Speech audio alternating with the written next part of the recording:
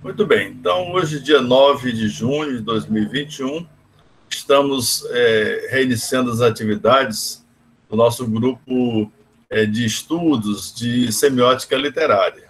Lembrando que o nosso grupo, gente, é um grupo ligado a um ramo do Semióse, né, que é o nosso grupo de estudos semióticos da Universidade Federal do Ceará. Então, o grupo já tem um certo tempo, né? O Semióse já completou mais de uma década, né? Então, enfim, e eu, até pela minha presença no departamento de literatura e da respectiva pós-graduação, então eu tenho assumido, né, essa tarefa de aplicação da semiótica para a pesquisa do texto literário. Muito bem. Então, bom, e alguns, né, que nós estamos, assim, numa sequência, por exemplo, às vezes uma sequência de alguns estudos, né, vai demandando a seguinte e tal. Então, por exemplo, na última etapa, nós trabalhamos com a semiótica das paixões, tá certo? E o nosso objetivo era fechar o livro inteiro, tá? Então, foi uma leitura bastante calma. Eu sei que ela foi interrompida, né, até por conta da situação de pandemia, mas conseguimos fazer a leitura, né, das diversas partes, né, deste clássico, né, da nossa semiótica, tá? Enfim, né? É interessante, eu acho que neste momento, estudar, acompanhar, apreciar algumas, né, das pesquisas sobre o assunto em várias etapas, tanto do desenvolvimento da semiótica aqui no Brasil, como também, né, aproveitando para verificar assim, a aplicação em determinados gêneros de natureza literária, tá certo? Então, né, gente, essa aqui é a ideia. Então, este momento é um momento de aplicação. Então, são textos variados, né? Textos, por exemplo, textos que estão saindo agora, muitas vezes a partir de uma pesquisa, né? Textos que estão já vão sair, não é? E também aqueles que já têm mais tempo, tá? São desses fundadores, pelo menos, da semiótica aqui no Brasil, tá bom? Então, enfim, acho que vocês na inscrição viram, eu sou o José Leite Júnior, não é? Então, já disse do meu departamento, né? Além da nossa pós-graduação, eu também estou ligado ao Prof. Letras, tá? Que é um mestrado para os professores do ensino fundamental, e recentemente eu fiquei muito feliz, né, de ter sido até convidado pela professora Nazaré para um grupo de semiótica junto ao Prof. Letras, né?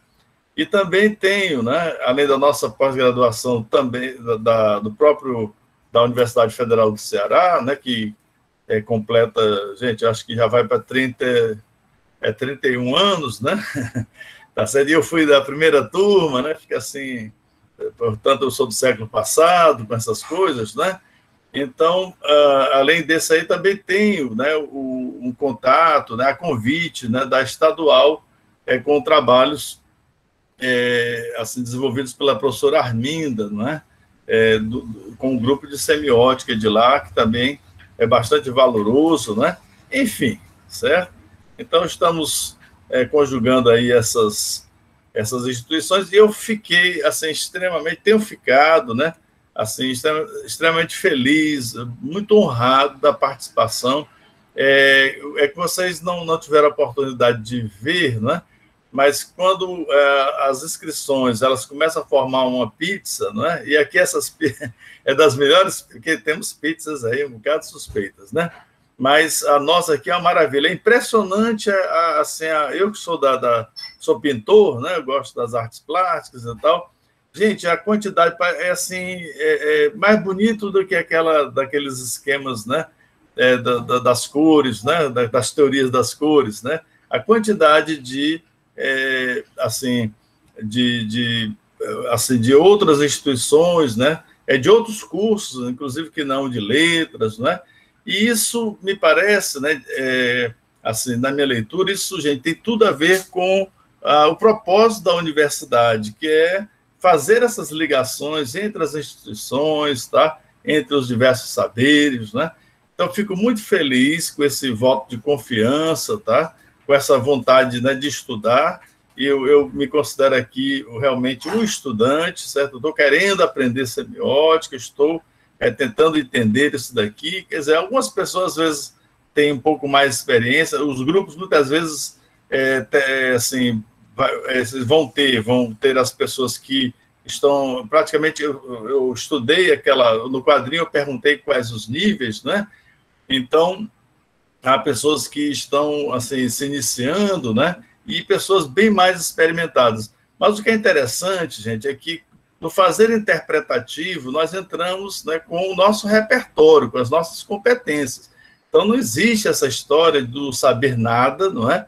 Porque não é possível que alguém não tenha, certo, um elemento, né, assim, de conhecimento anterior que não possa ser conjugado, né, com o conhecimento que propõe a semiótica, tá certo? Ou seja, o absolutamente novo, sobretudo para pessoas que já demonstram esse interesse, que vêm, né, na inscrição e tal, que acham que ali é um campo, né, do seu interesse acadêmico, de pesquisa. Então, é evidente que ninguém vai, né, assim, entrar neste pacto discursivo, né, sem ter, pelo menos, né, alguns elementos de valor necessários para esta colocação em discurso, né, das nossas trocas de ideias aqui, tá certo? Então, é claro, né, que às vezes até ocorre que vão se formando também ajudas, né, e é possível que alguém mais assim, veterano possa ajudar, né, quem é novato e tal. Então, de maneira que nós temos essa abertura, no entanto, né, para quem realmente quer assim, o início, né, o início do início, tá? Então, existe, né, o próprio semiótica oferece grupos, né, de iniciação realmente à semiótica, tá certo? Então, mas isso, olha, não impede, né, da participação aqui, porque, por exemplo, eu passo um texto aqui sobre, vamos lá agora, o cordel, né, do professor Tavares, tá? Então, com certeza, alguns elementos vão ficando, né, e assim por diante. Para os mais experimentados, muitas vezes interessa perceber a dinâmica epistemológica da proposta semiótica, não é? Eu acho que, me parece que você, que tem mais experiência na semiótica, vai perceber isso, né? Que a semiótica vem sendo desenvolvida, certo?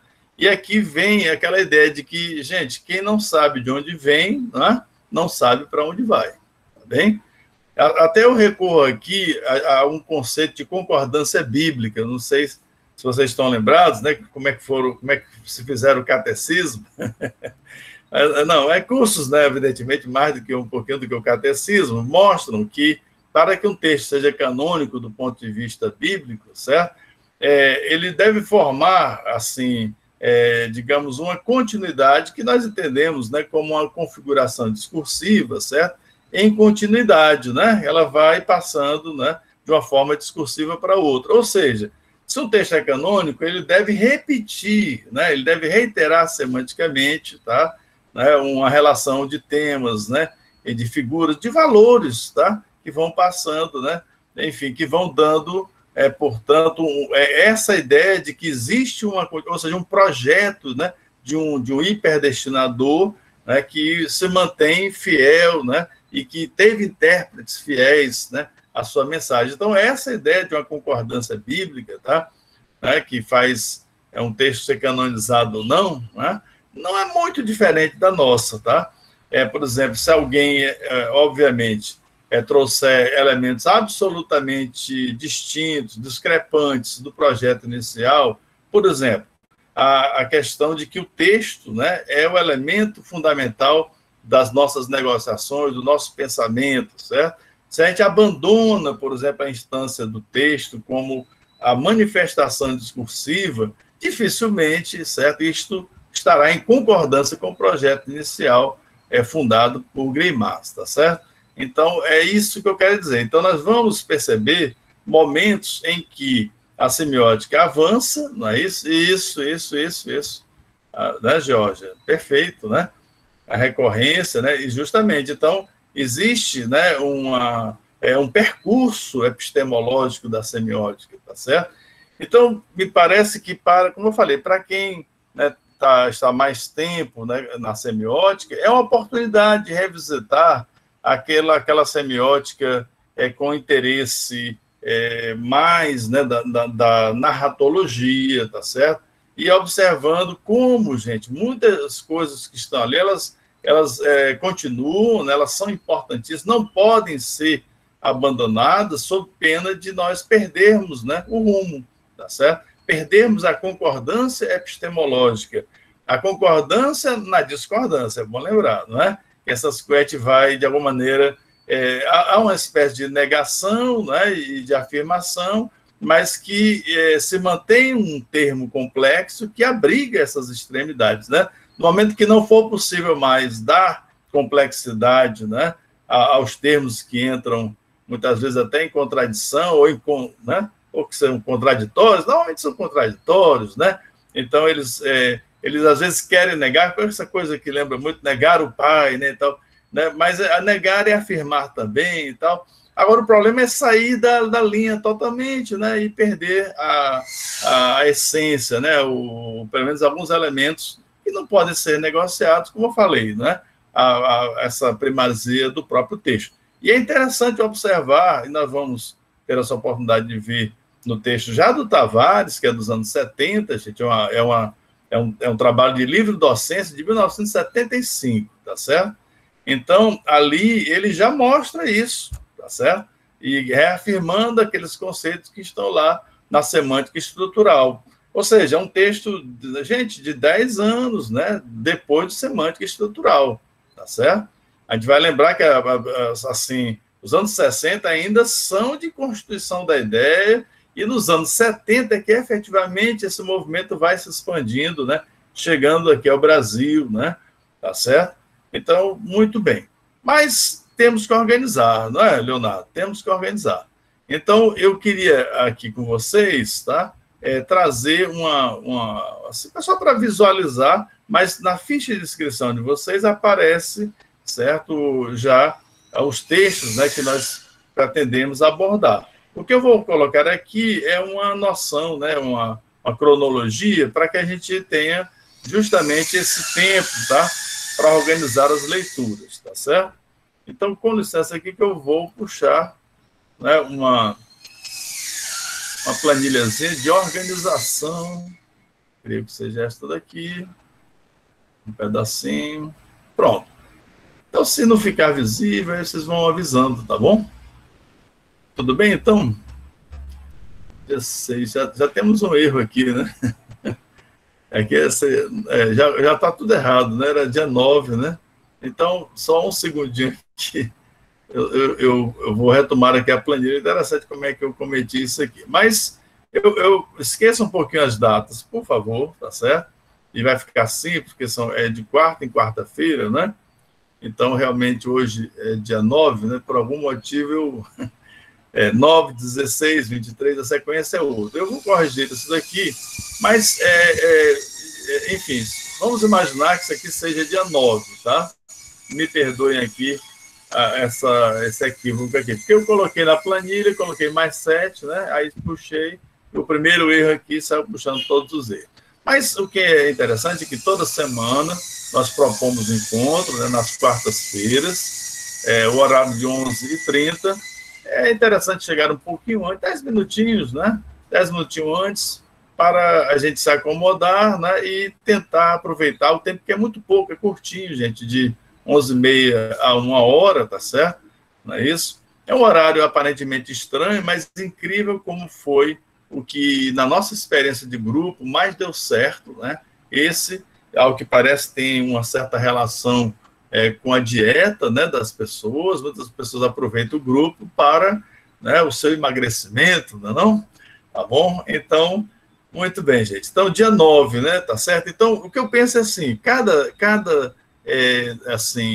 eu chamaria cada assunto, tá? Eu tenho muito medo de usar tema assim à toa, sabe? temática, então, pronto, me desespera usar esse adjetivo temática, tá certo? Então, eu diria que nós temos assuntos, tá certo? Então, que são o poema, o primeiro desses assuntos, né? O conto, como vocês veem, ó, então, cada linha aqui é uma semana, então temos 3 semanas, né? Inclusive esta da agora, tá? Para pensar sobre o poema e trazemos, para tanto, né? O trabalho, o mito na literatura de cordel, como eu disse, é o trabalho de livre docência do professor Luiz Tavares Júnior, tá? Isso foi lançado em 80, né, pela Tempo Brasileiro, mas a tese, né, de livre docência do professor Tavares é de 75, tá certo? Bom, é evidente que eu não vou esconder as minhas preferências, uma vez que o Tavares foi meu orientador, como eu falei, há mais de 30 anos, né, aproximadamente, tá certo? Do meu mestrado, tá bem? Então, ele, nos anos 70, por exemplo, a Regina Zilberman, e eu recomendo, né? A gente pode até comentar um pouquinho quando for o romance, tá certo? Quando ela faz o estudo, né, do São Bernardo, tá certo? Então, aplicando o modelo gremasiano, a proposta gremasiana. Então, são trabalhos, tá, dentre outros, tá, que vão, eu diria assim, uma vez eu já falei isso e eu não tenho nenhum problema em repetir, que é o texto literário, ou seja, que é a forma discursiva mais complexa, que mais experimenta, tá certo, o valor da proposta semiótica, né, semiótico-discursiva, certo? Pela sua complexidade, tá certo? Então, eu diria que funciona como, assim, aquela esfinge, tá certo? Quer dizer, ou a semiótica se prepara, né, se habilita para uma compreensão, para esclarecimentos, tá? Para revelar algo a respeito do texto literário, ou então ele será devorado, né? Tá? Pelo, né, decifra-me ou devora-te, né? É essa a mensagem do texto literário para o nosso fazer teórico, metodológico da semiótica, tá certo? E a gente vê isso mesmo, claro, né, que a semiótica vai se estendendo para todas as formas, né, discursivas, sejam verbais ou não, sejam sincréticas, né, ou não, isso aí não há dúvida, não é? Mas eu queria enxergar isso, né, nesta esquematização. Então, começo com o poema. Gente, eu não escolhi o poema lírico, tá? Eu tive que fazer uma economia, né, na minha seleção, tá certo? Poderia ter apresentado, pode até ser que apareça, né, se alguém tiver uma sugestão, mas podemos ter um pouquinho de tempo para pensar nesta forma poética, assim, de natureza narrativa, não é? Que é a literatura dita, a literatura popular em verso, né, o cordel. E vamos, inclusive, colocar em estudo, né, um texto daquele que é considerado o fundador do cordel, que é o Leandro Gomes de Barros, tá? Então, ele que vai justamente começar, né, não que esses versos, né, tenham surgido, mas não é bem isso, é porque há uma integração no sistema literário, tá certo? Há uma produção, né, há uma reprodutibilidade do texto popular, as gráficas vão ganhando os interiores, né, do nosso, sobretudo, Nordeste, né, tá? Mas não só, é bom lembrar que eu deixei 2 versões do cordel que nós vamos observar, né, que são os Martírios de Genoveva, e um deles é lá do Sul, tá? Então, muito bem. Mas, normalmente, é um núcleo nordestino que está consumindo, né, aquele tipo de literatura. Bom, enfim, então, eu penso que, então, 9, né, então, nós chamaríamos 2 semanas e tal. Então, 3 semanas para nós pensarmos neste livro, né, e no cordel, tá certo? Possibilidade do lirismo, de repente, né, pode aparecer, ou a gente pode deixar para um próximo grupo e tal. Bom, então, passando para a prosa, né, então, daqui a 4 semanas, né, dentro de um mês, portanto, nós temos o conto, e eu assim, penso numa divisão, né, 2 contos que eu penso aqui. Um pelo aspecto de fundadora entre nós, né, a Diana, certo? Que trouxe diretamente, né, dos estudos, dos seminários grimasianos, né, trouxe lá da fonte mesmo, e vem trazer e está, assim, certamente a pessoa, juntamente com o Fiorino, né, enfim, gente, é a nossa coluna, né, coluna da semiótica aqui no Brasil e tal, então, óbvio que, né, enfim, não só pelo fato dela ter, assim, estar entre os iniciadores, né, mas, gente, pela importância. Mas é interessante observar neste texto, né, aqui do Guimarães Rosa, tá, essa análise, né, assim, todo o senso didático que ela tem para falar dessa transição que vai, né, de uma semiótica mais narrativa, né, para uma semiótica mais sensível, tá certo? Não é isso? Então, modalizações, né, e sensibilidade, esse percurso que eu acho que com calma e com tempo a gente vai ressaltando por aqui. E temos algo mais, né, mais recente, por exemplo, a gente nota que Luiz Carlos, né, assim, ele vem produzindo, assim, eu venho acompanhando, né, nas produções a gente vai se interessando, né, pelo que colegas e tal vêm produzindo, e há um interesse muito grande dele pelas paixões, tá? E, bom, eu poderia, inclusive, até assim, trazer o trabalho que foi publicado da Diana, em que ela faz esquemas, eu posso até, inclusive, depois providenciar, né, ainda quando ela esquematiza, né, a semiótica das paixões, tal, mas eu deixo isso lá como uma leitura complementar, eu passo. Mas o que interessa aqui é mostrar como, olha, gente, 2013, né, um trabalho mais recente, né, existe aqui uma ressonância, né, do que foi aqui plantado pela Diana, tá certo? Então, também é um conto contemporâneo, né, Luiz Vilela, que é dessa geração, né, ali do final dos anos 60, né, e que vem produzindo também um conto contemporâneo. Então, isso me parece que vai consumir 3 semanas, pode ser mais, né? Isso aqui, gente, é um esquema que a gente projeta, né, e pode ter algumas alterações, tá certo? Então, mas aqui na frente, né? Então, bom, aqui eu tenho um trabalho, já passamos para o romance, né? E aqui temos uma dissertação do Gustavo Maciel, tá certo? O Gustavo se interessou, né, pelo problema da paixão e angústia. Então, vai estudar a questão do desespero, tá certo? E ele faz essa transição do passional para o tensivo e tal. Também interessa muito, né, observar como é que vai sendo esse posicionamento rumo, né, à semiótica tensiva, tá certo? Aqui, assim, bastante encabulado e morrendo de medo de parecer cabotino, tá certo? Talvez até o seguinte, se alguém tiver mais trabalhos, né, da semiótica sobre o teatro, eu mudo na hora esse daqui, tá certo? Mas aí é só para mostrar, gente, é um texto didático, tá? Que eu fiz, na verdade, comemorativo, né? A produção do Gil Vicente. Então, o Teatro Vicentino, tá certo? Eu sou professor de literatura portuguesa, né? Então, já enfim, né, há bastante tempo e tal. Então, e trabalho, enfim, né? A minha pesquisa é semiótica, né? Mas eu atuo na área literária, sobretudo na literatura portuguesa. Então, foi um texto comemorativo, tá certo? Então, eu vou falar justamente do Teatro Vicentino, falando, né, do percurso das almas, né? E tentando, aí onde está? Eu, pelo menos, acho que é assim. Eu tentei pensar no enunciatário para além, né, da nossa recepção semiótica, de semioticistas, tá certo? Então, será que deu certo? Bom, então, muito bem. Enfim, não houve muitas pedradas de lá para cá, não, né? Então, foi um texto que me parece que, enfim, mostrou, olha, foi muito mais um convite para, né, se explorar o teatro, tá? Do que outra coisa, né? E até fica aqui uma memória também, que eu acho que é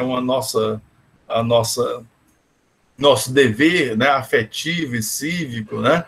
Tá certo? E humano, de lembrar que esta edição foi organizada por um colega, né, que faleceu tá certo? Enfim, em função da Covid, né? Mas em função, né, dessas condições terríveis, né? De falta de assistência, de falta de política, né? Ele foi uma vítima, né? Tá certo? Do vírus e da situação. Então, fica também a homenagem ao nosso querido Wellington, que foi, né? Assim, um grande organizador de edições, é uma pessoa de teatro, tá certo? E que nos deixou com 45 anos, né, gente? Bom, aqui temos, enfim, passamos o mínimo tempo possível, né? O mínimo tempo possível, a não ser que alguém traga mais ideias, e isso, gente, o grupo estaria aberto para a gente pensar no assunto, tá? Tá certo? Mas aqui é mais uma amostragem de uma semiótica bem mais didatizada, mais com a tentativa de convite para que o público entenda o que nós fazemos, né? E um convite para que a semiótica entre mais, né? Para pensar no texto do teatro. O texto de teatro é muito interessante, né? Pelo grau que ele tem de simulação, né? Assim, pelo uso do corpo, né? Então, ali nós temos um efeito de realidade, né? Enfim, que não está só ali naquela... dependendo da nossa imaginação em relação às páginas, né? Assim como o cinema também, não é? Então, nós temos ali as pessoas... Então, o grau, né, de ilusão, né, de impacto ficcional e tal, é algo que... Né, os diálogos, né, a interlocução, gente, não... Então, assim, sobretudo, quando a gente pensa no nível discursivo da semiótica, não é? Quer dizer, o grau de complexidade do teatro, né? Por exemplo, uma pessoa, né, tudo indica, né? Ele utiliza, assim, um processo teatral de construção da sua poética, não é? E isso o faz, né, o insere profundamente na perspectiva moderna, não é assim? Então, dá o que se pensar, não é? E eu fecho aqui, pelo menos, essa proposta, tá? Com o trabalho, né, da Mariana Luiz Pessoa de Barros. O nome mostra, obviamente, que é filha da professora Diana, certo? Mariana, simpaticíssima. Se eu conseguisse que ela, né, em algum momento, ela tenha um tempinho, né, ela poderia, quem sabe, eu estou sonhando aqui que ela possa, né, nos brindar, né, com a sua presença em algum momento, né? Mas eu sempre, assim, me perguntando sobre a aplicação, né, sobre qual o serviço que uma semiótica intensiva pode fazer especificamente com o texto literário, né? E um dos filões que eu imaginei, eu vi, né? E ela faz uma série de demonstrações interessantíssimas, né? Na tese e tal. Ela confronta, por exemplo, a autobiografia acadêmica, né? Dos memoriais acadêmicos com textos, inclusive textos poéticos, tá certo? Aí aparece lá o Bandeira, por exemplo, em contraponto, né? O Manuel de Barros e tal, mas, né? Ali eu já fiquei encantado com a ideia, né? Daquele conceito de uma memória do acontecimento, né? Não é isso? E uma memória acontecimento, né? E com esse deslocamento, tá certo? Né? Do problema tensivo, né, que sai, né, para o objeto, para a extensividade, para o controle do sujeito, ou então que sobressalta, né, o sujeito na sua sensibilidade. Eu acho que é um texto muito interessante, eu sempre recomendo para pessoas que se interessam pelo memorialismo. E aqui há um encontro também com as minhas preferências, né, além, né, desta daqui, né, desta aplicação das mais felizes, né, como eu entendo, gente, é também uma aplicação desse memorialismo, né, para o estudo das memórias do Saramago, tá certo? Eu tenho dedicado um bom tempo da minha pesquisa especificamente para, né, o Saramago. E ela aqui vai justamente lá nas memórias do Saramago, tá certo? Então, eu penso que, enfim, gente, é como se eu estivesse puxando, sei lá, um buquê, né, assim, oferecendo para que a gente, né, curta, né, e, enfim, tá certo? Então, está à disposição, né, de vocês, né, no sentido de que isso pode alterar, mas é uma proposta, é um roteiro, né, que pode, de alguma maneira, ser alterado. Se aparece alguma ideia, a gente pode fazer alguma adaptação, esticar um pouco mais do tempo e tal. Mas há uma questão, assim, meio de ordem menor, né, burocrática, é que assim, eu imagino 15 encontros, né? É como se cada um desses tópicos fossem 3 encontros, né? 3 semanas, tá certo? E de maneira que a gente tem uma carga horária de 30 horas, tá certo?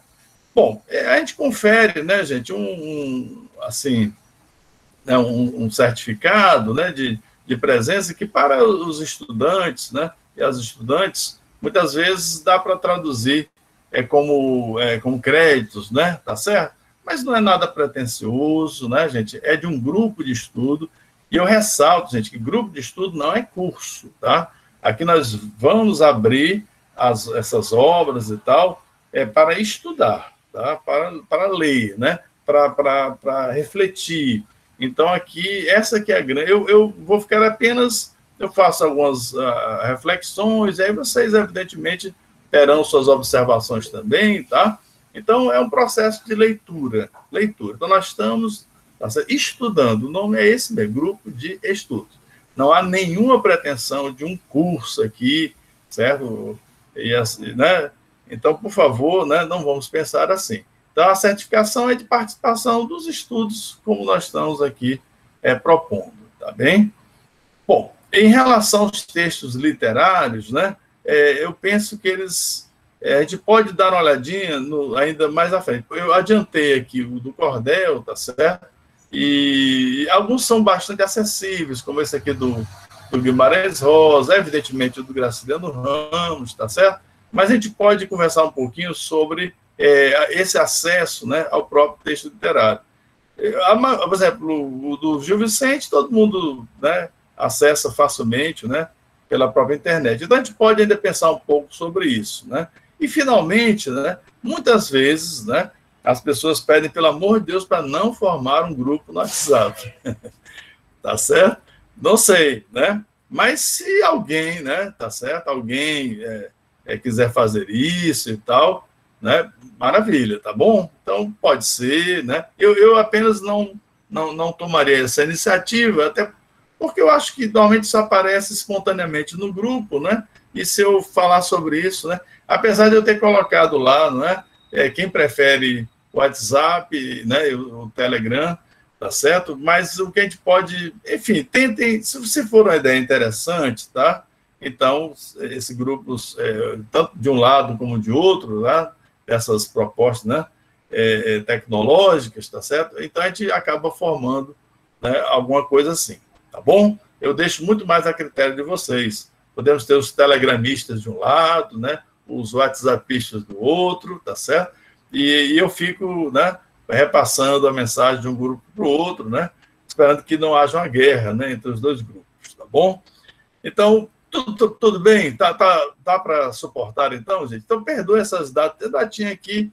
Então, se você pensar aqui, dia 9, né? Então, é só 3 diazinhos aqui, 3 dias, né? Sempre até o final. Então, a ideia, na verdade, essa aqui está... seria... Nós vamos até, gente, até setembro, tá? Pelo que eu vejo, a gente vai até setembro para ter os 15 encontros, né? Mas me permitam, tá, reorganizar essas datinhas aqui, tá certo? E eu apresento. Mas a sequência seria essa, a periodicidade, né? Tá certo? A aspectualidade, pode ser, né? Vai ser uma reiteração a cada 3 semanas, tá bom? Tranquilo, então, gente? Então, eu vou interromper aqui, a menos que alguém queira perguntar alguma coisa, posso interromper o compartilhamento, tudo bem? Muito bem. Então, atenção, como está sendo gravado, eu vou lembrar, ei, você que está vendo, né, esta gravação depois, não considere nessas datas, mas dia 9, tá? Aí, né, tá certo? Vai ajustando aí, mas eu vou ajeitar isso daqui. Então, vou fechar.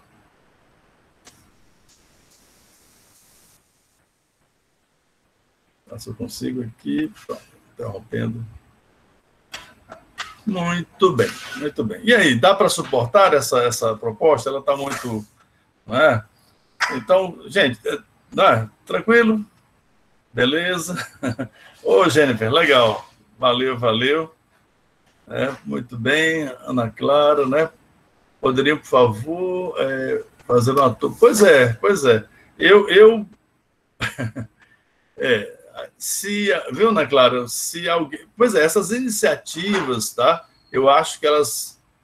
Fiquem à vontade, tá certo? E me convidem, né? Se eu puder participar, eu agradeço, tá bom? Até para eu poder facilitar também a integração, talvez, se forem tecnologias diferentes, eu acho que eu posso, né? Fazer a interligação. Importante que a gente se mantenha informado, né? E, bom, às vezes facilita, né? Isso aí. Mas fiquem atentos para o e-mail, se bem que eu acho que não vai haver novidades, a não ser que a gente tenha sugestões, né? De leituras complementares, como a gente conversa por aqui, tá certo? Olha aí, estande virtual, né?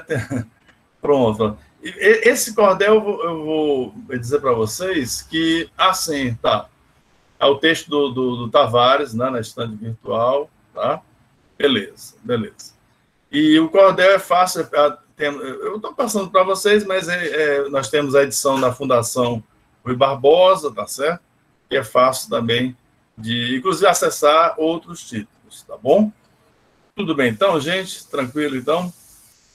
Muito bem. Bom, eu, assim, para começar, em relação ao primeiro... então, a Lisa... tá. Pronto, então, muito bem. Estou vendo aqui algumas observações, né? Tá. Inclusive, no próprio convite, tá? Existe a possibilidade de você baixar, né, os textos que nós estamos apresentando, mas no e-mail foi, tá certo? Com exceção dos cordéis, tá? Mas eu posso reforçar. Se vocês mandarem um e-mail, tá? Para mim, a gente vai reforçando. Tranquilo? Beleza. Bom, então, gente, né? Sobre o cordel, né, sobre essa entrada no cordel, é evidente que é algo interessante, né, diz respeito muito a essa cultura aqui que pelo menos ela é mais efetiva, né, no contexto nordestino, tá certo? E eu me lembro que muitos anos, né, mas bote tempo nisso, eu estava num evento lá em Porto Alegre, e apresentei alguma coisa, assim, conversando sobre o cordel, eu senti que muita gente lá não tinha noção, por exemplo, né, do que era esse. Eu acho que hoje em dia é quase impossível, tá? E por quê? Porque as próprias escolas, né, elas vão trazendo esses elementos de uma cultura, vão valorizando, né, a nossa cultura popular, regional, e acaba, né, eu acho que trazendo mais assim, para um público mais amplo, nessa ideia da literatura popular em versos, né? Que corre paralelamente, gente, às cantorias, né? Que são aquelas improvisadas, né, com a viola e, de alguma maneira, também com o coco, né? Com aquelas improvisações no pandeiro e tal, que são, né, muito bem. Mas, por exemplo, as estruturas podem ser as mesmas, os cordéis, né, vão ter... normalmente a sextilha, né? Mas tem a setilha, que é muito utilizada, certo? E mais raramente há quem use décimos, tá? Por exemplo, a gente vai encontrar um Patativa que não é um cordelista, né? Patativa não era cordelista, tá certo? Ele tem uma outra característica. Ele também não foi um violeiro assim fabuloso, ele não tinha o que até um primo meu, que é lá da Saré, que é a minha região, é a sareense, né? Então, ele dizia que o Patativa não tinha caída de verso. Olha só a expressão, caída de verso, né? Quer dizer, é aquele fecho genial da improvisação, tá certo? Então, quando a pessoa fecha de uma forma surpreendente no improviso. Então, isso não era característica do Patativa, que mexeu com viola, sim, tá certo? Então, o Patativa é o poeta da oralidade, né? É aquele que declama, tá certo? E que tem um forte vínculo, gente, com o romantismo brasileiro, particularmente com Gonçalves Dias, tá? Então, facilmente a gente identifica, né? Por esquemas, né? E assim por diante, um neo-romântico no Patativa, né? E assim por diante. Bem, mas aí eu estou falando dessa forma do cordel. E uma preocupação que eu tinha, assim, com a reflexão sobre o cordel, era, por exemplo, a respeito das classificações e tal. E eu, assim, tive a felicidade, né, quando fiz o doutorado, eu pude contactar, por exemplo, lá na Paraíba, com a Beth Baltar, que é da biblioteca, certo? Ela trabalha, ela dirige, né, a biblioteca, inclusive esse setor de cordel. E me surpreendeu, na época, tá, que ela utilizou, eu posso até apresentar aqui para vocês, eu acho que eu estou até com o link, tá? É isso. Eu vou começar por... Vocês estão percebendo que eu estou começando como se eu estivesse entrando dentro da biblioteca, não é? Você começando pela referência. É isso mesmo, essa é a verdade. Então, olha só, eu até vou deixar aqui para que vocês tenham acesso, né, a esse trabalho. O que faz a Beth Baltar? Tá certo? Se vocês forem procurar por Beth Baltar, encontra, né?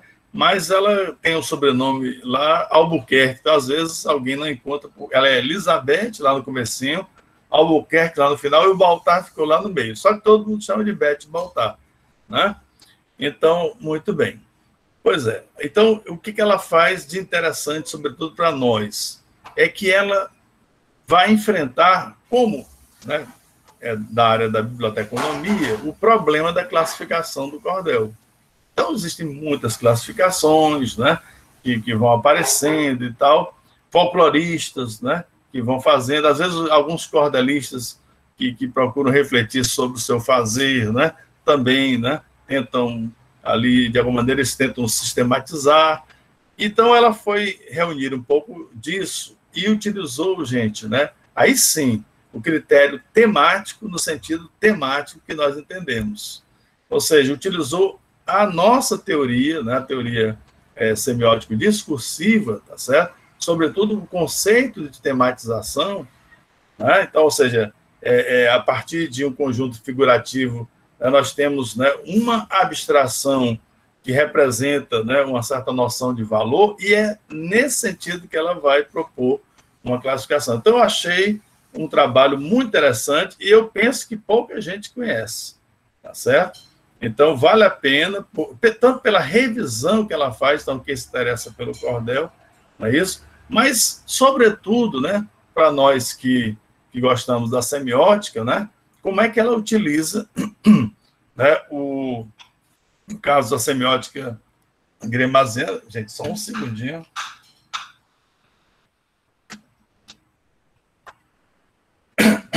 Perdão. Para o sistema de classificação, tá? Mas não custa, assim, lembrar a origem do próprio trabalho do próprio Greimas, né, que era interessado na lexicologia, ele tem um profundo interesse com as questões da antropologia, de costumes, tá certo? Isso, o dicionário, por exemplo, da moda, né, da francesa no século ainda XIX, né, então ele vai produzir isso, gente, antes, né, de eles realmente formular a semântica, bem antes, né, a semântica estrutural. Então, é muito interessante, porque é isso que eu digo, isso concorda com o projeto, porque, assim, vai para uma área, né, de integração de vários textos. Aí eu faço lembrar o que o professor Fiorin chama, né, e reforça, de que não se deve confundir tema com configuração discursiva, né, e com assunto, né? Tá certo, gente? Porque é muito comum. Qual é o tema da redação? O tema é amor, né? Então, isso é no sentido vulgar. Quando a gente fala aqui de tema, nós já estamos pressupondo uma reiteração, né, de figuras, tá? Né, que se mantém, né, numa linha semântica, né, de continuidade e que vai acabar por permitir a percepção de um valor, de uma linha de valor, né, que vai se estender discursivamente, né? Por exemplo, você sente o ciúme, né, que é uma paixão, mas a gente vai notando que há figuras, né, que vão ali sugerindo, né, no texto a noção, né, do ciúme, né, a partir de figuras, de gestos, de descrições, né, que vão se lexicalizando, mas que reiteram um tema, né, um tema passional, que seria, por exemplo, o ciúme, né? Esse tema é que continua. Então, quando isso, né, passa para a relação entre discursos, entre formas discursivas, então nós temos verdadeiras configurações discursivas. São aqueles motivos, como o ciúme, por exemplo, que acaba por conclamar, né, a sua série de artistas, né, da literatura e fora da literatura para, né, expressarem, certo, assim, na sua área estética, tá, com as suas armas, né, quer dizer, a sua reflexão, né, a sua percepção, o seu sentimento a respeito do ciúme, né. Então, esse tema, né, esse valor acaba atravessando discursivamente, interligando, né, mas, veja bem, não é o tema, né, ele se estabelece em cada realização dessa. Então, o tema, semioticamente, é fechado ali, né, naquela obra, tá certo? Então, no momento em que há uma comunicação dessa sugestão temática com outras formas discursivas, então forma-se uma configuração. Ou seja, cada um vai fazer um tema a partir de uma configuração que se torna, muitas vezes, tradicional. Por exemplo, o ciúme é extremamente produtivo, né, nas artes. Né? Então, nós temos todo um teatro, todo um Shakespeare, todo um Machado, né, quer dizer, o ciúme está para lá e para cá, em várias, né, configurações. Tá? Então, o que ela faz com o cordel? Voltando para o cordel, ela vai buscar a possibilidade, né, de uma organização, né, a partir de uma reiteração temática, né, ou seja, interna, né, da construção de cada cordel, mas que se relaciona como configuração discursiva com as demais. Então, aí ela vai, né, portanto, utilizar, né, dos nossos recursos, né, e tal. Então, eu achei um trabalho interessante, ele pode, né, certamente, enfim, ser curioso aí para vocês, né, que se interessam, sobretudo, sobre aplicações, né, da semiótica, por exemplo, na biblioteconomia, não é? E também, assim, muito particularmente, em áreas culturais, como, por exemplo, aqui nós estamos apresentando o cordel, tá? A literatura do cordel. Bom, então eu vou aqui, né, já que nós estamos falando de um livro, né, do professor Tavares, né, que explora, né, assim, o cordel. Vamos olhar que cordel é esse. Então, na verdade, dos dois folhetos, tá, que ele vai estudar, tá certo? Ele vai estudar dois mitos, tá? Dois mitos, tá certo? Então, né, é da inocência perseguida, tá? É o primeiro mito, certo? E o outro é da maldade que é castigada. Bem, eu só vou falar aqui do primeiro, tá bom? Tá certo? Porque ele já dá muito pano aqui para as mangas, tá legal? Então, este da inocência perseguida se baseia num folheto que assim, que foi produzido por Leandro Gomes de Barros. Eu vou aqui mostrar uma curiosidade. Quer dizer, os textos do Leandro Gomes de Barros, gente, tá? Apesar de serem, né, assinados por ele, aparece lá Leandro Gomes, né? Mas com o tempo, tá certo? Algumas dessas folhetarias, tá? Muitas vezes se apropriaram da autoria, tá certo? E nós vamos encontrar, eu vou até, por isso que eu mandei dois, né? Uma versão do próprio Leandro, tá certo? Mas aparece uma alternativa que faz uma paráfrase da primeira, tá bom? Eu não vou nem lembrar que, claro, que o Leandro, por sua vez, ele vai se basear em histórias tradicionais, muitas vezes, né, de ascendência medieval, tá certo? Aliás, o medievalismo é, né, um dos elementos de reflexão de cultura do livro do Tavares, tá bom? Então, vamos olhar aqui esse trabalho. Eu vou puxar aqui o cordelzinho, tá? E vou tentar... Vamos ver aqui. Eu vou pegar o original, tá certo? O outro, por exemplo, nós temos o outro, eu vou até logo aqui lembrar, né? O outro é do Manuel Pereira Sobrinho. É um folheto dos final dos anos 50, de 58, Os Martírios de Genoveva. Então, tem exatamente o mesmo nome, tá certo? E é a mesma história. Então, ele faz alguma outra, claro, ele não copia, né? Ele faz a sua paráfrase, tá certo? Agora, há casos no cordel, isso é bastante comum, gente, né? Nessa fase, né, dessa entrada, né, dos primeiros anos do século passado, de apropriação mesmo, quer dizer, o proprietário, né, que é o folheteiro, tá? O folheteiro, aquele que imprime, certo? Muitas vezes ele assume os direitos e ele próprio se coloca como autor. Então, isso é bastante comum, tá certo? Hoje em dia é mais difícil, né? Mas nas primeiras décadas do século passado, isso não era tão difícil, tá certo? E no caso aqui, temos uma paráfrase, inclusive, produzida no Sul. Então, como eu passei para vocês, vocês depois podem fazer essa comparação. O que eu vou utilizar é o próprio folheto do Leandro Gomes de Barros, que se encontra, gente, né, como eu falei, no acervo da Rui Barbosa, tá bom? Então, eu vou trazer aqui o folhetinho do Leandro Gomes de Barros. Isso. Então, são isso, elementos da antropologia, né? O Levi-Strauss, né? Só uma curiosidade, depois vocês vão ver, na capa do livro do Tavares, né? Aparece da editora, tá? Aparece lá o Levi-Strauss e tal, não é à toa, tá bom? Então, vou aqui trazer o folhetinho, tá aqui, gente, é esse daqui.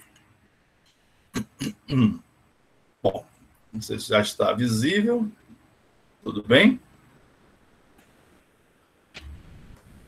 Bom, então vamos esperando que esteja visível.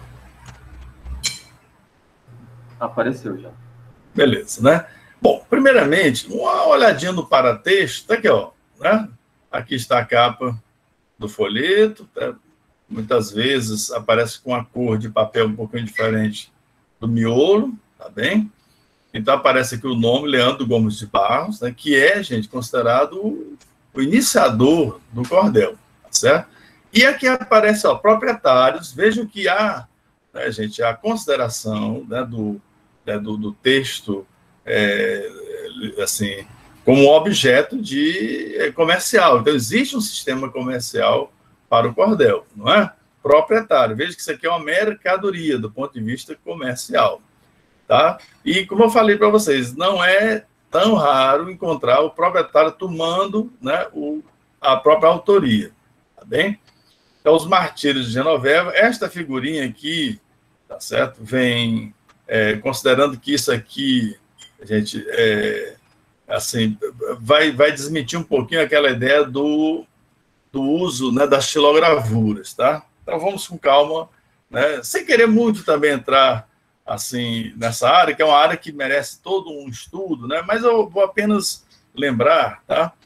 Que os primeiros, assim, logo que os cordelistas, essas gráficas, né, do interior, conseguiram os clichês associados, por exemplo, ao cinema, né, que começava também a aparecer, inclusive entrando, né, nos nossos sertões, tá certo?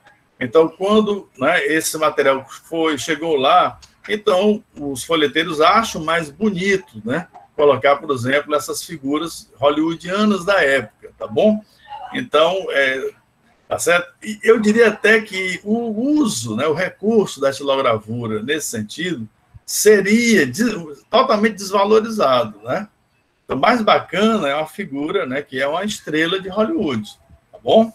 Então, agora, se isso aqui tem a ver com a princesa da Idade Média, coisa assim, é uma outra história, tá certo? Mas os mitos parece que não estão muito preocupados com a lógica, né, cronológica da história, tá certo?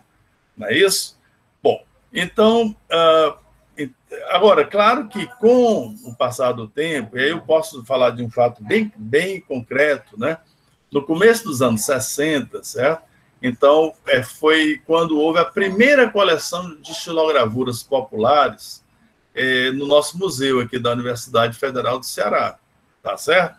Então, curiosamente, né, assim, essa coleção, né, ela vem num tempo, gente, né, de uma arte bastante requintada, com muito abstracionismo, né, e tal, e um dos grandes abstracionistas nossos, inclusive conhecido na parte da escultura aqui no Ceará, inclusive que está na nossa paisagem, tá certo?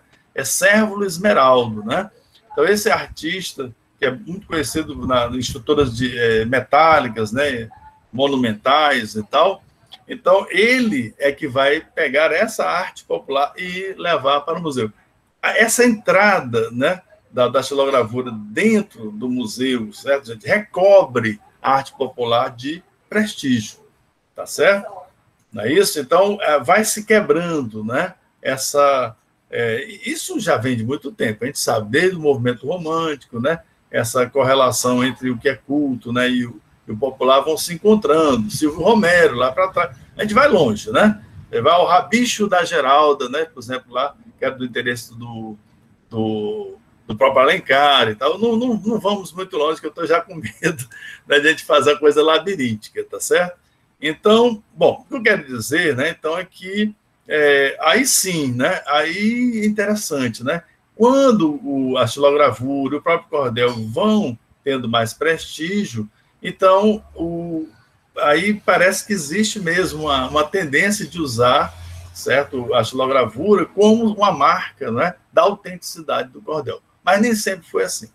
Bom, bem, então aqui estamos com, né, os Martírios de Genoveva, tá certo? Ele vai corresponder ao que o Tavares chama de mito da inocência, né? Daquela inocência que é martirizada, né? Então, existe um sofrimento de quem tem virtude, tá certo? Aqui, eu não vou fazer uma leitura, claro, toda, porque são muitas páginas, vocês vão ver que não, esse tipo de folheto, só uma curiosidade aqui, ó. Eu estou até dando a corridazinha aqui, tá aqui, ó, pronto. Né? Ele aproveita as dobras do papel, veja o aspecto tipografia, né? Então, ele tem o aspecto comercial, onde se vende, onde se compra, os agentes folheteiros, tá? Está aqui a nossa cidade de Juazeiro do Norte, né? Mas o Leandro é da Paraíba. No fim, aparece quando ele foi impresso, em 74, né? Tá certo? Bom, 48 páginas, isso aqui é o que se chama de romance, tá certo? Os romances. Então, os romances são formas do cordel mais extensas, tá certo? E esses romances, aí vocês vão olhar no trabalho da Beth, né, Beth Baltar, certo? Os romances são muitas vezes voltados para os encantamentos, então, são as histórias mais imaginosas que existem no cordel, tá certo? É também muito comum, né, a adaptação de obras, tá certo? E isso muitas vezes é feito até sistematicamente. O nosso professor Estélio Torquato Lima, né, que até do nosso departamento, ele tem, gente, uma quantidade assim impressionante de obras clássicas que foram, né, passadas para a versão do cordel, tá certo? E também as modernas, o próprio Macunaíma, que, aliás, eu tive até a oportunidade de ilustrar, tá certo? Então, existe, né, interessante essa prática de retomada, né, de histórias tradicionais e até mesmo de histórias que são apresentadas no cânone, né, que são prestigiadas na escola e que passam para o cordel, tá bom? Então, muito bem, isso está vivo, tá? Nos dias de hoje, funciona, sobretudo porque a escola tem, né, feito a abertura de espaço para isso. Então, aqui, eu não sei como é que está, vamos tentar aqui logo na primeira página, né? Então, assim como nos textos clássicos, interessante que, como existe aquela apresentação, é muito comum no cordel que haja, né, essa forma de apresentação. Então, ela, digamos que revela já o aspecto do valor que está sendo resolvido naquela história. Então, há uma consciência temática, no sentido semiótico, tá, de quem produz a obra. Ou seja, o que ele propõe é um tema, ou seja, um elemento valorativo principal, de ordem moral, de ordem tradicional, normalmente de ordem reacionária, e aí nós vamos já olhar, né, no Tavares, ele vai, né, vamos ter possibilidade de observar como a semiótica depreende isso, tá certo? Não é isso? Então, ele já na abertura, ele apresenta a que veio do ponto de vista temático, entendido aqui, gente, tema, tá certo? Como o elemento semântico mais abstrato que se relaciona com, né, um valor. Não precisa ser um valor dos valores, né, como aqui né, no caso, a ideia de inocência, de religiosidade, né, de fidelidade, tá certo? Isso é um grande valor, moral e tudo mais. Perfeito, né? Mas, por exemplo, se você tem, né, assim, num texto literário, uma descrição tá certo? De uma casa, não é? Então, a parte interna da casa. Aí se fala da mesa, se fala, não é? Digamos, né, da cadeira, né, de objetos. Então, essa ideia de uma mobília, né? Então, o mobiliário, percebe? Forma um tema, né? Forma um tema, né? Quando se percebe que uma isotopia que relaciona essa noção cultural do mobiliário com os seus itens, né, figurativos, a cadeira, aqui a mesa, né, e outros objetos. Parece que eu só tenho mesa e cadeira, né? Tá certo? Bom, e tantos outros que aí vocês estão pensando, cristaleiras, etc. Depende, né, do grau, né, de sofisticação dessa arquitetura, tá bom? Então, aqui, gente, né, a gente nota isso. Então, vejam assim, a nobre publicidade, né, levo respeitosamente um caso que sucedeu, ele sucedeu, certo? Na Europa, antigamente. Então, há esse afastamento, né, profundo no tempo, né? Tempos, né? Assim, o Tavares vai tocar sobre isso, né? O qual não foi esperado, fez comover muita gente. Bom, dá para se perceber que são, né, cestilhas, tá certo? Como se percebe, não há as rimas, né? As rimas ímpares, os versos ímpares eles são brancos, né? E os pares rimando entre si. Então, aqui a opção do poeta é pela cestilha. No poeta que faz a paráfrase, é tão curioso, viu, gente? Ele conta a mesma história, com outras palavras, né? E no final ele faz um acróstico com o próprio nome. Então, ele assume a autoria e ainda usa os últimos versos para, né, a cada início de verso, colocar as letras do seu nome. Então, ele assina nas iniciais de cada verso das duas estrofes finais. Então, são curiosidades interessantes, né? Depõe contra ele, né? Não, mas não tem isso, tá certo? Ele se apropria, eu acho que ele faz, né, um trabalho de emulação, no sentido mais clássico que a gente pode imaginar, tá bom? O emulácio está, né, em toda a experiência retórica, como vocês devem saber muito bem. Então, aqui diz, nesta história se vê, olha aqui, a questão da virtude.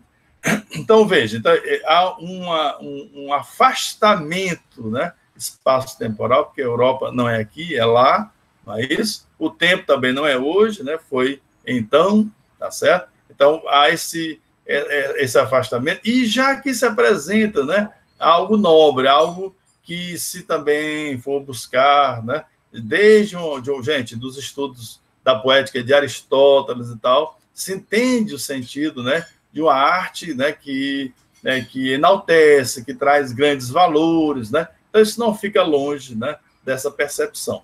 Então, nesta história se vê a virtude progredir, a verdade triunfar. Então, maravilha, final feliz, né? É o que se pensa, né? O mal, né, se submergir, a honra salentar, a falsidade cair. Eu digo para vocês, você que conhece o percurso, né, narrativo canônico, não vai precisar mais do que esta segunda estrofe para fazer toda uma demonstração, não é? Então, ele já mostra os valores, tá certo? Ele mostra uma noção de uma realização, certo? Há evidentemente, um oponente, mas há o triunfo, né, da verdade, né? Há uma sanção que desmascara e pune o mal, né? E a honra é glorificada. Quer algo mais propiano, né, do que isso aqui, não é isso? Então, isso enquadra plenamente essa história dentro da tradição que vem, como você sabe, da Idade Média, tá? Isso, na verdade, vem de muito mais, né, longe, mas, assim, pelo menos numa certa continuidade que pode ser acompanhada com relativa facilidade, né, nessa, né, a partir da colonização, não é isso? Então, nós vamos ter a assimilação dessas formas portuguesas, né? Elas primeiro entram na oralidade, né? Aquele caso que eu falei para vocês do Rabicho da Geralda, né? Que é uma história que o Alencar menino escutou aqui no Ceará. Então, isso era contado de memória, tá? Agora, aí vem, no século XIX, vem as gráficas e tal. No final do século XIX, isso entra nesse sistema comercial, gente, que vai estruturando o Brasil. Nesse final de século XIX, é quando, por exemplo, vão aparecendo as obras didáticas também. Se lembra do Colégio Abílio, né? Lá do Ateneu, não é não? é o mesmo que o Graciliano Ramos trata, né, no Infância, não é isso? Então, gente, são colégios que são editores, então existe um senso comercial, e é isso que cria, gente, o conceito de cordel. Então, o cordel é a integração dessa oralidade, né, com, né, um sistema de produção, né, então nós temos esse material impresso e de distribuição.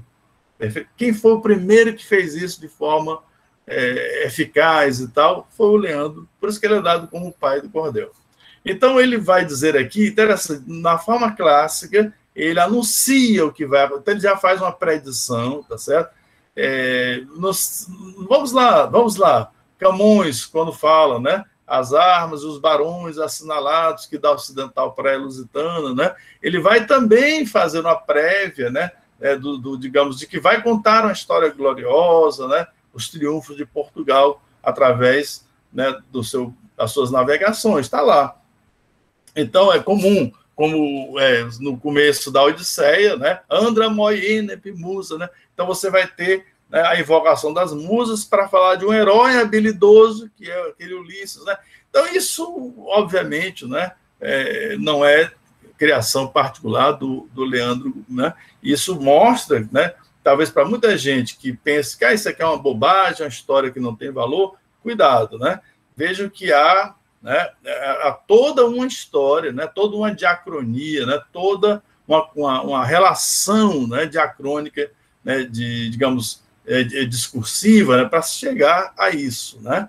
Então ele vai, né, afastar, vai localizar um país no tempo da Alemanha, neste tempo da Alemanha, à luz do cristianismo. Então ele já identifica, traz uma figura, né, cristianismo, que se associa a essas virtudes, tá certo? É isso? Olha aqui o cristianismo de um lado, e em oposição nós temos, né, o paganismo. Então dá para se perceber já, ninguém precisa ser um grande Lévi-Strauss para perceber uma homologia, né, de que o cristianismo, evidentemente, traz os valores da virtude, e os resquícios, né, do paganismo vão, né, representar a maldade, né? Aquilo que não foi ainda, não assumiu, né, essa luz, né, da religião, da santa religião. Então, se percebe um conteúdo religioso, um conteúdo moralista, né, e assim por diante. Aqui na página, gente, se tiver muito, porque é muito apagadinha mesmo, mas dá pelo menos para enxergar, dá? Mais ou menos, né? Sim, dá, professor. Maravilha. Pelo menos esse aqui, vocês vão ler, né? É só para mostrar alguns pequenos tópicos, né? Tá bom? Então, aqui na página 2, por exemplo, vejam essas estrofes, né? Foi nesses remotos tempos, que um certo duque casado residia, né? Bacana esse casado, né? Não é só para rimar, não, é porque é a reiteração dos valores, né? Do casamento, da família. Residia na Alemanha, um homem muito respeitado, liberal, justo e honesto, de todos admirados. Então, este é o pai, né, da Genoveva. Tá? Então, veja que ela tem berço, um berço, né, de um pai justo, um nobre, tá, da Alemanha, portanto, já um nobre, né, do cristianizado, certo? Não é isso? Ó, ele está pulando aqui rapidamente, né, que ama a verdade, né, que segue, né, a mensagem de Deus e tal. Repare, união, né, conjugal, né?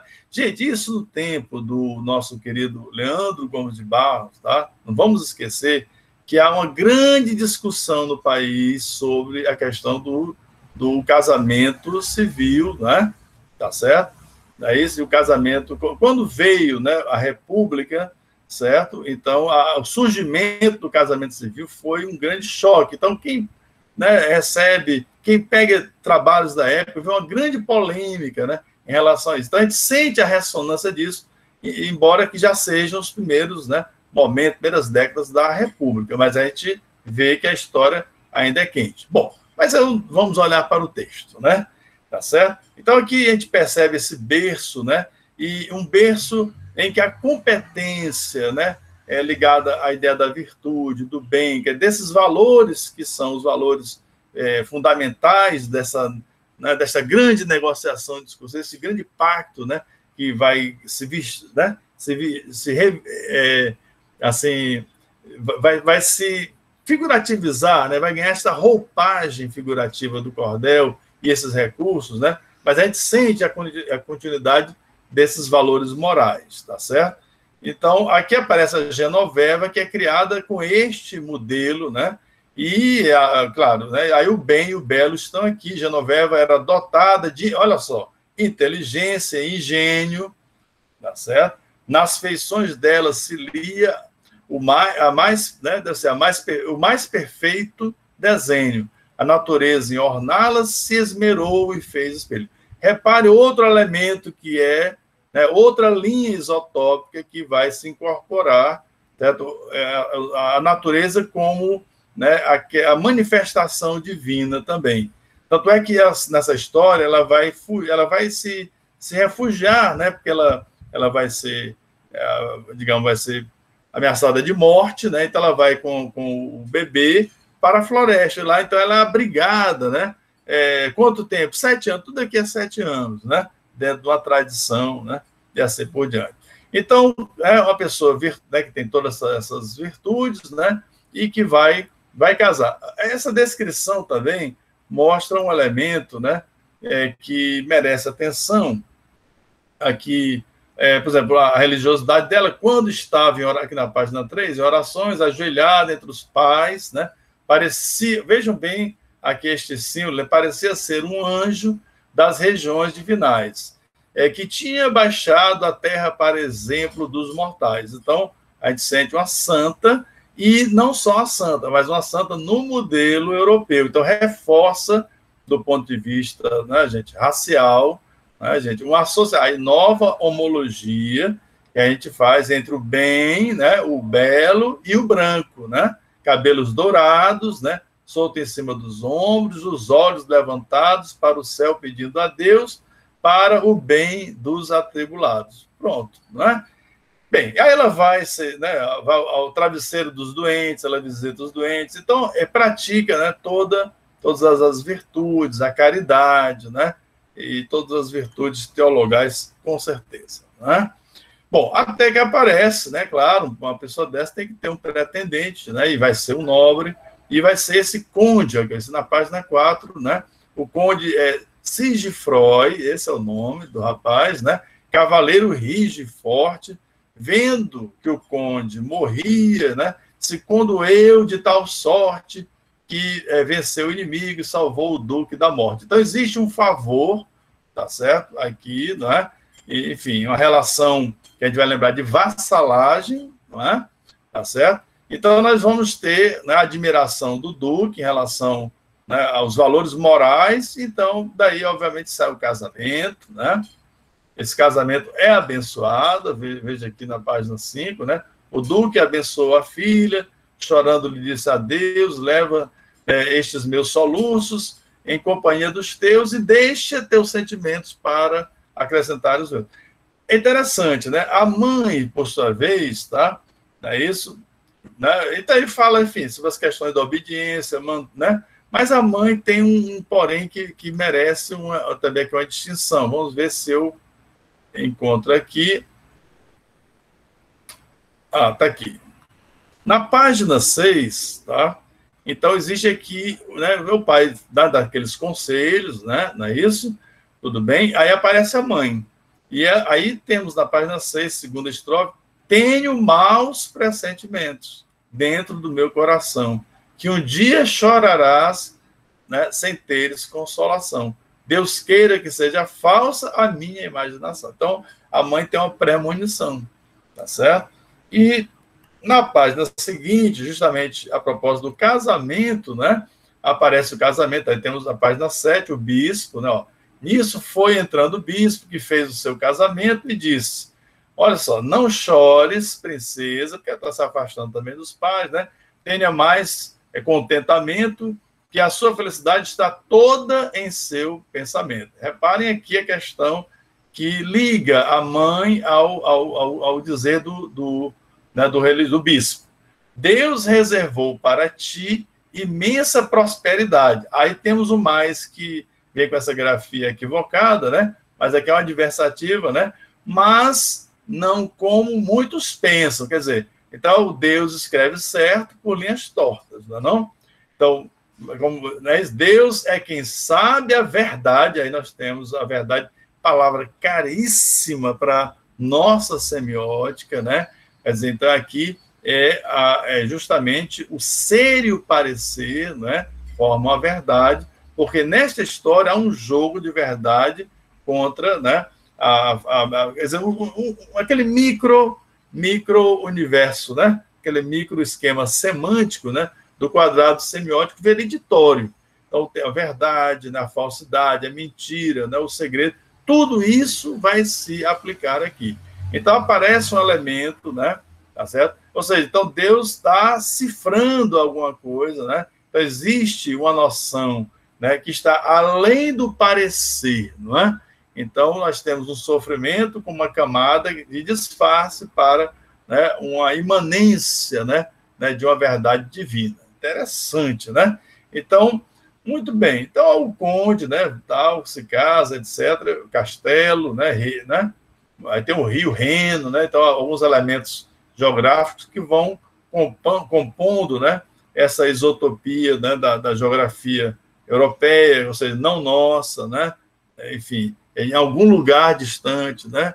Algo muito bem. E vamos aqui para frente, né? Mais algumas observaçõezinhas. Assim, na página 8.4 aqui. Vejam vocês aqui, né? Que coisa interessante na página. Então, ela vai, se casa, né? E repare que uma das ações dela, na página, isso aqui é muito interessante, página 8, tá?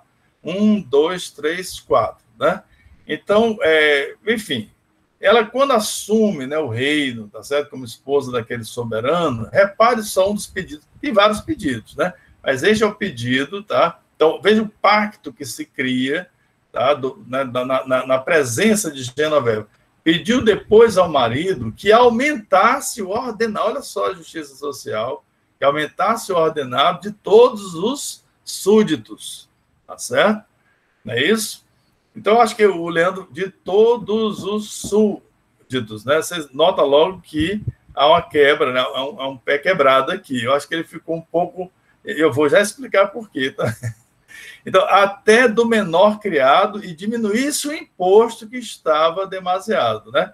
Que são setilhas, vocês sabem, né? Mas aí há um pé quebrado. E é uma curiosidade, gente, há textos, né, do Leandro Gomes de Barros específicos sobre a questão dos impostos, né? Então, há valores, né, gente, contemporâneos do enunciador que estão também sendo injetados para um povo que entende também, né, assim, aqueles mais assim, que tem uma leitura mais aguda, né? Vão notando também algumas deixas, né? Quer dizer, há um conteúdo reacionário, mas há também, né, uma nota, né, um contraponto reivindicatório que aparece aqui. Mais bacana nessa virtude, né, de quem quer diminuir imposto, né, aumentar salário, né, que é um programa de governo, não é, gente? É muito interessante. Então, aqui na página, não sei se na 10, 3 e 4, né? 3 e 4. Aqui, né? Bom, então aqui aparece, né, o acontecimento, né? Porque está muito bom, está muito lindo, né? Só que o cordel ainda está na página 9, temos muitas páginas por aí, então, né, gente, alguma coisa vai desarmonizar essa paz, né, e harmonia aqui na página 9, né? Então, assim como a luz do dia, vejam, então, existem os símiles, né? Então, as correlações semânticas, né? Então, a luz do dia nas trevas se embaraça, né? Então, temos aqui essa antítese, né? Também a felicidade é como um véu de fumaça. É isso? Só se demora um instante enquanto o vento não passa. Então, há aquela ideia de que a felicidade terrena, né, é passageira, não é não? Bom, então, claro, aparece um clamor de guerra, certo? O marido é convocado, né? E tal, e deixa, certo? Né, aqui, na página 10, está aqui o valente, né, o cavaleiro, né?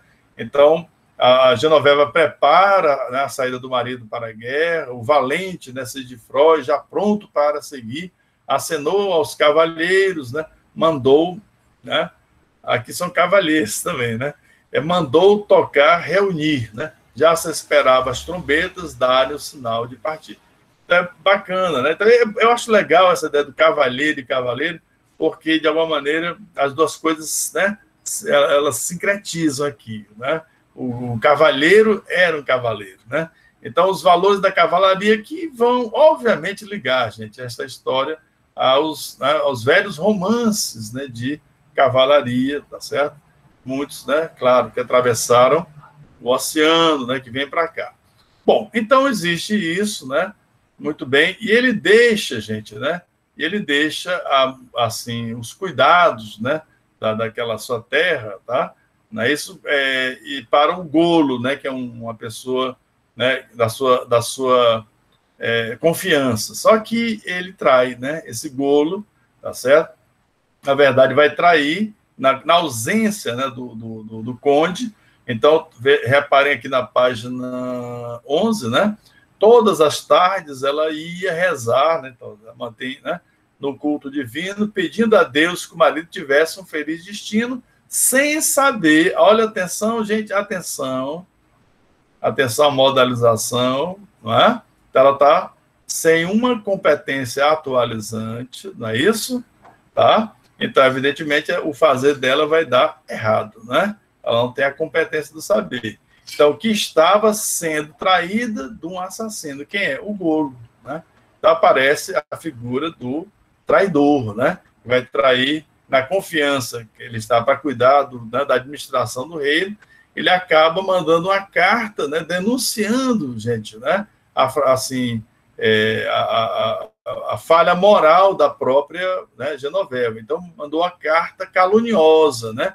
O Golo, está aqui na página 12, né?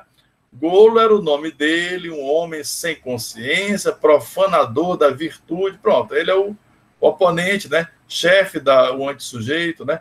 Chefe da impaciência, né? Então ele não tem perseverança, desacreditava em Deus, zombava da providência. Pronto, é o descrente, é o pagão, né? E assim por diante, né?